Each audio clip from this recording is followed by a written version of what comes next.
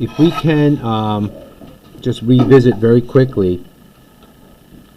So this is your lab, okay? So when you fire something horizontally, your initial velocity in the y direction is 0. Okay, so it will behave as though it's just dropping it straight down if you're viewing from this side, looking at that direction. All right? The best thing to do is write down everything you know that's given to you, and then from there, you can pretty much work out everything possible, right? Now, for this one, we did find the total time using the second equation, okay? And then once we found that total time, we actually found the range, which is delta x, which is 100.3, right? Meters per second in the x direction, okay? This initial velocity in the x direction is your v naught, which because you're shooting at 0 degrees, okay?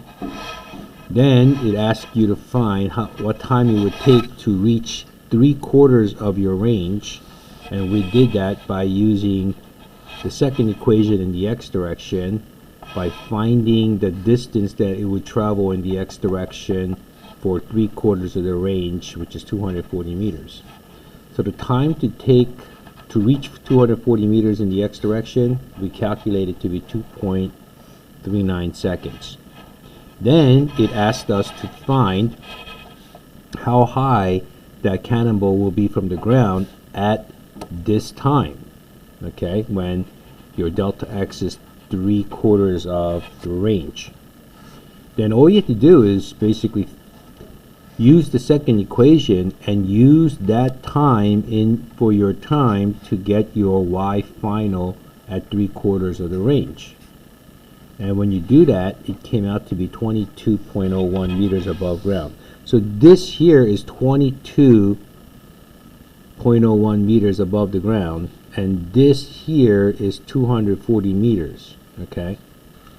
Now, for the last part, for part E, they want you to figure out the velocity in magnitude and direction of the cannonball at that location.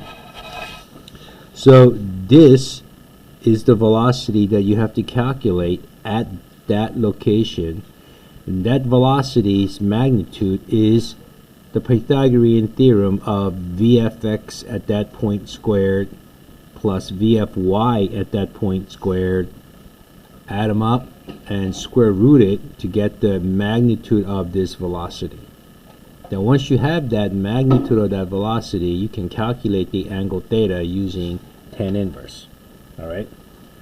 So far, we got up to here where VFX at any point along this trajectory, whether it's here, here, here, here, it doesn't matter. My VFX will always be my VIX. And we proved that earlier when we were looking at this equation here, because this is equation 1, but if the acceleration is 0, your VFX is equal to VIX all the time. Remember, we said that? So x direction's easy for velocity. Whatever velocity you have initially in the x direction is the velocity that it will stay in the x direction throughout the whole trajectory. All right? Now we have to find the velocity in the y direction at that point, which means this is the time that we have to use. All right? So t, right, at 3/4 way is equal to simply 2.39 seconds. This is the time that we have to use. So using your first equation in the y direction, right, so if we use the first equation in the y direction, VFY is equal to VIY plus h sub y times t at 3/4 of delta x. Therefore, your VFY at this location right here, right, is equal to initial velocity in y is still 0 because it's fired at horizontally. That's why initial velocity is still 0. Plus negative 9.8 times 2.39 seconds. So your VFY at 3/4 of the way, right, on the x direction, comes out to negative, right, 23.4 meters per second y hat. And that makes perfect sense because it's negative because it is on the way down. Look, it's on the way down, right? And this is negative 23.4 meters per second. So if I were to write this final velocity, right, VF at 3/4 of the way, right, is equal to, then you could simply say 100.3 x hat, right, plus negative 23.4 y hat, right, meters per second. Okay, this is the velocity at 3/4 of the way in the x direction. However, since they want this in magnitude and direction form, we have to find the magnitude, right? The magnitude is simply the Pythagorean theorem, right, is equal to square root of, right, simply 100.3 squared plus 23.4 squared. As you can see, I dropped the negative because when I square it, it's going to be positive anyway, right? So when you work this out, your VF at 3/4 of the way, the magnitude of that comes out to 103 meters per second. Okay, so this is the magnitude, right here, this is the magnitude. Now for the direction, you have to calculate the theta at 3/4 of the way, and that is equal to tan inverse of, right, y over x, which is negative 23.4 over 100.3. So if you work that out, that comes out to simply negative 13.13 degrees. Alright, so this is the angle, and it is negative angle, as you can see, because it is below your horizontal here. So this is definitely negative 13.13 degrees. So to give the final answer of the velocity at 3/4 of the way in polar form, which is the magnitude and direction form, we can simply write 103 meters per second, comma, theta at 3/4 is equal to negative 13.13 degrees. This is your final answer. So this is a good idea to know. My recommendation is try this again at right here. Like what would the final velocity be right before it strikes the ground, right? Just like the way we did here. So instead of using this time, maybe we can use this time to figure all that out. So it'll be a good practice. Okay? So any questions on page 7? Are we good? Okay. So let's move on to page 8. Now page 8 is also important. So this is pretty much your quiz, right? And this is also your like bonus point for your lab for this page 8, right? So if you can do this, right, you can pretty much get the bonus for your lab. So this time we're shooting this from higher location to the lower location, okay? Which means once we actually fire this thing from higher elevated location, it's going to go up. It's going to go up, and then it's going to go parabolic path, and it's going to land somewhere here, right? So we should be able to calculate pretty much everything. So here, let's take a look at the information given to us. Let height be 50.5 meters. So this is the height right here. From the ground, the height is 50.5 meters, which means my y initial happens to be 50.5 meters, right? And my y final, before it strikes the ground, is 0 meters. That's what's telling us already. Then it also tells us that the angle theta naught, which is the launch angle, is 30 degrees. And so right there tells me all that. Okay, right there tells me all that. Also, let's assume that it is the same cannon as in example 1, right? So that the velocity of the ball leaving the cannon is still 100.3 meters per second. So this here is your V naught. So the cannon muzzle velocity that we calculated is basically V naught. It's the same cannon. So now this cannonball's coming out of the cannon, right, at the same initial velocity as the example 1. So my V naught happens to be 100.3 meters per second. Okay? So that's good to know. But now, once we know that, we need to really break this V naught into its V naught X and V naught Y. Alright? So I'm going to redraw this here so we can actually work it out on the side. So here is my V naught, right? And this is my horizontal component of that V naught, which is your VIX. Okay? This is your VIX.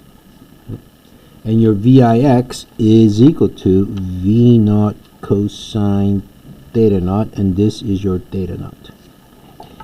And your Y component is this.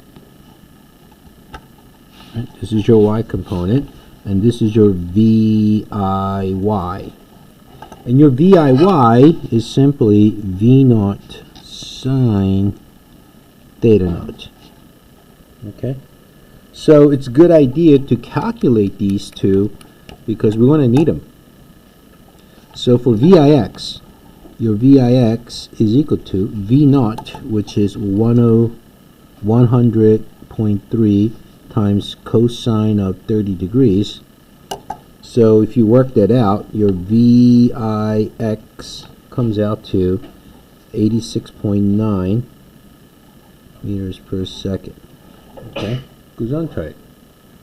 So let's see if that's completely correct. So 100.3 times cosine of 30, yeah, 86.9. All right, so that's good. Now, this is good. We know this. But what about your VIY? Your VIY is equal to 100.3 times sine of 30 degrees. And sine of 30 is 1/2, right? So your VIY is equal to simply 50.15 meters per second. So this is also good to know. All right?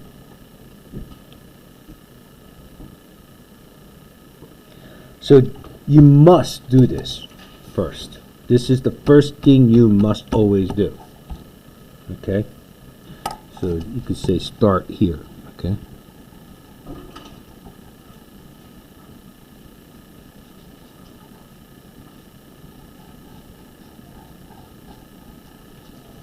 Okay? Then we can solve for things they're asking for. Before we even start reading part A, this is what you really should do. So for part A, it's asking calculate the total time of flight. Total time of flight, right?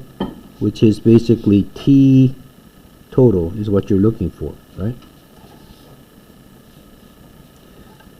For the ball. So here, we're looking for T total, right? So we put a question mark next to it. We know my Y initial is equal to 50.5 meters. We also know my Y final is equal to 0 meters. We also know VIY is equal to, we calculate it to be 50.15 meters per second, right? So we should write that down, 50.15 meters per second. We also know AY on Earth, which is G, and we're going to use, right, negative 9.8 meters per second squared instead of 10. Because I want you to be as accurate and precise as possible for your lab, okay? So we have everything given to us for equation number 2, it looks like. Right? We have all the variables necessary to use equation number 2. So equation number 2 states Y final is equal to Y initial plus VIYT total plus 1/2 A sub Y times T total squared. Wow. Plug and chug, right? My Y final, 0.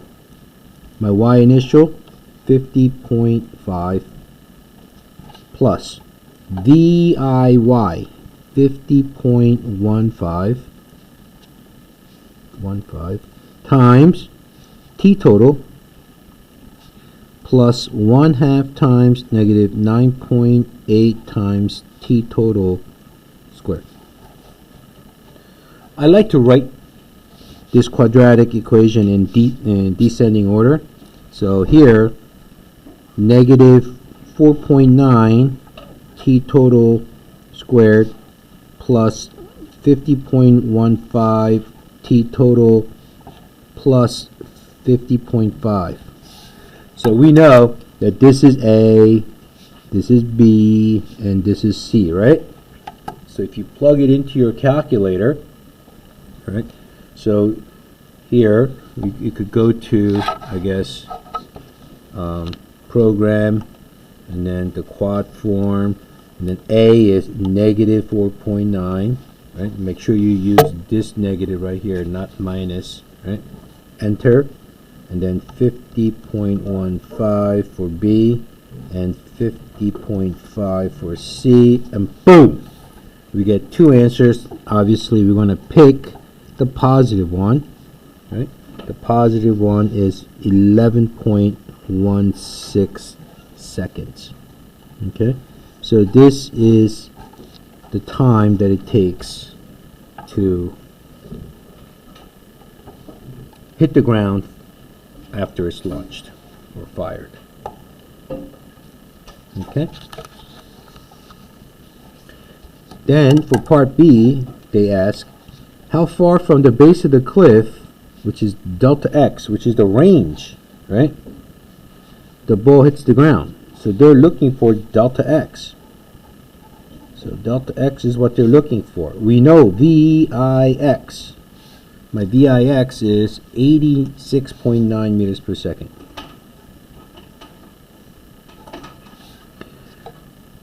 We know the total time, right? We know total time, which is 11.16 seconds. Acceleration in the x is 0, so it doesn't matter. So from previous equations that we saw earlier, my delta x is equal to VIX times T total, right? And we could see that right here, right? Right here. Therefore, now it's just simple plug and chug, isn't it? So delta x is equal to VIX, which is 86.9, times T total, which is 11.16 seconds. So my delta x comes out to I get something a little bit bigger, 969.8 meters as my delta x. So this distance here is my delta x, is the range, and that is 969.8 meters. Okay, are we good? Who's on tight? All right. Now for part C, they're asking, calculate the maximum height off the ground the ball will reach. They're asking the maximum height the ball will reach from the ground. So this here is your Y max. Okay? However, what happens at Y max? When you reach the Y max, what is your velocity final Y max when it reaches the maximum height? Louder? Zero. Very good. So we know that fact. When things reach the maximum height, the velocity in the y direction is 0. And that's a very key point. That's a really important thing. So my VFY max is equal to 0. We know VIY, right? We calculated that earlier. So VIY is equal to 50.15 meters per second. Right? This is meters per second. And we also know A sub y is equal to negative 9.8 meters per second squared. We know y initial is 50.5 meters. We're looking for now y final, y max. We're looking for that. So it looks like we don't have time here, right? If we don't have time, we should use equation number 3. And equation number 3 states VFY max squared is equal to VIY squared plus 2AY times y final minus y initial. That's my delta y. Right? So now just plug and chug. Right? Here we know this is 0. So 0 square that, you still get 0. Here you get 50.15 square that plus 2 times negative 9.8 times. I'm going to distribute this out, right? So, well, let's just write down y final is 0. Now y final max here minus 50.5, right? So here, when I evaluate this, 0 squared is 0. 50.15 squared, you're going to get something big, like 2515.0. Negative 19.6 multiplied by y final, so I get negative 19.6 y f max. Negative times negative is positive. Negative 19.6 times negative 50.5, I get something like positive 989.8. So if I bring this to the other side, this negative 19.6 y final max becomes positive. Is equal to, this plus that gives you 3,504.8. So if you calculate your y max, right, your y final max comes out to like something like 178.8 meters.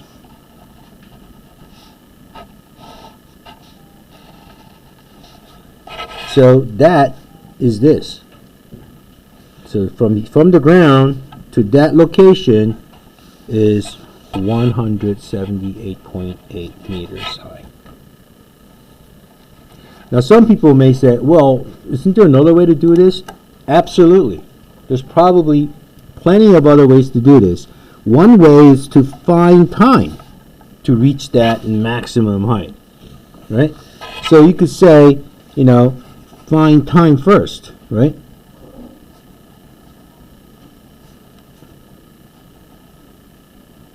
Right? So you could say my VFY max is equal to VIY plus A sub Y T at Y max. Right? You could do that first. So we know this is 0. We know this is 50.15 minus 9.8 TY max.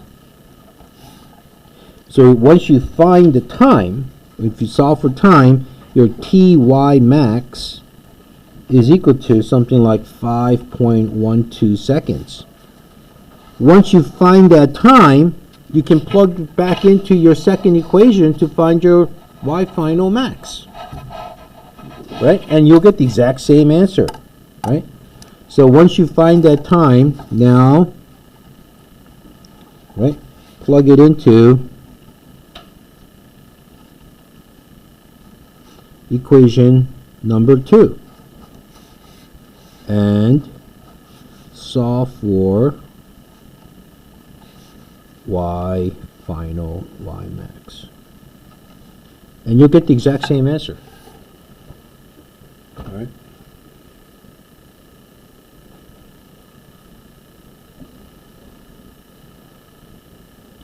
All right. Any questions? Okay. Now, they want to know what is the final velocity at the maximum height. Well, we already know the y direction. We already know the y direction. So at maximum height, right, at maximum height, we already know my y final at y max is 0, right? Y VFY max is equal to 0. But we know it has x component of this, and VFX is always going to be my VIX. Doesn't matter, right? Which is equal to simply 86.9 meters per second. So at maximum height, my VF at Y max is equal to simply, right, 86.9 x hat plus 0 y hat meters per second. Right? Well, that's easy. Right? That's easy. Well, since that's so easy, why don't you try part E, right? Find VF, right? Find VF before it strikes the ground.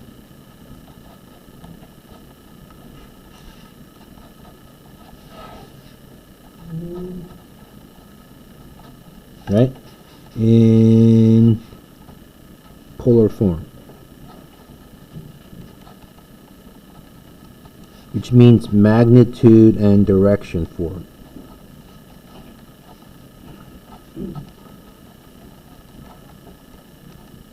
Practice that. See if you can give it a shot. All right? And once you do it, try page 12. And then, if you're done with page 12, do page 11. Okay?